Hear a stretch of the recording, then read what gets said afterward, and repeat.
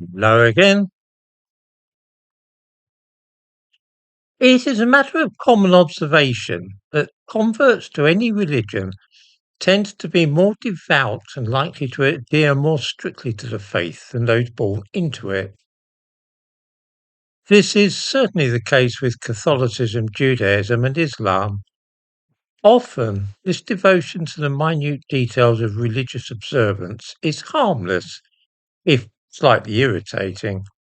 My first wife was a convert to Judaism, that is to say, an Orthodox conversion, and I had ample opportunity to view this phenomenon in action.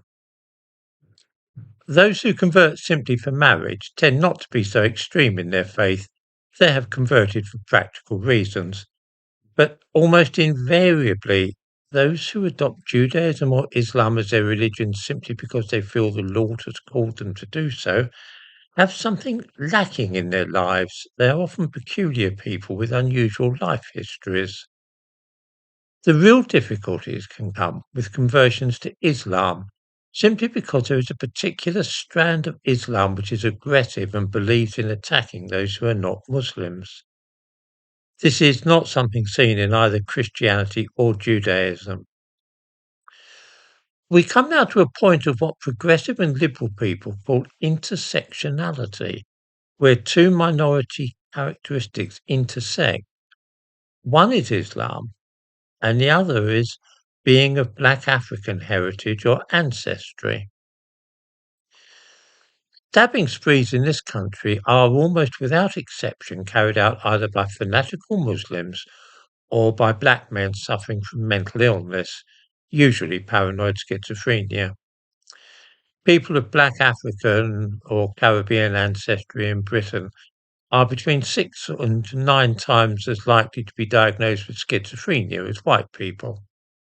This is almost certainly a genetic predisposition which can be triggered by life crises. Typically, those suffering from psychoses hear voices, and it's not unusual for them to believe that such voices are urging them to do things. It is also not uncommon for black people to believe these voices to be of divine origin. We see here the convergence of two phenomena which, when combined, can lead to undesirable consequences. Those whose mental health is already precarious can, when drawn into a new religion, start to believe that they are following the will of God and that this might be encouraging them to commit acts of violence. It is worth noting that some of the worst acts of Islamist violence in this country have been the work of black converts to Islam. One thinks, for example, of the murder of Lee Rigby, the young soldier who was hacked to death in the name of Islam by two young men of black African heritage who were both born in this country. Michael Adebolajo and Michael Adebowale were both raised as Christians, but converted to Islam and became fanatical, believing that it was the Lord's wish that they cut off a British soldier's head. Then, too, we remember Jermaine Lindsay, a Jamaican convert to Islam, who was one of the 7/7 bombers who killed over 50 commuters in London in 2005. None of this is to generalize about either Muslims or black people, but rather point out that conversion, ethnicity, and mental illness can sometimes work together synergistically to produce a very alarming outcome, all of which may or may not have some relevance to the rampage on the train from Doncaster to London the other day. The motive may have nothing to do with religion, but I wouldn't be overly surprised to find that the fellow concerned was a convert to Islam.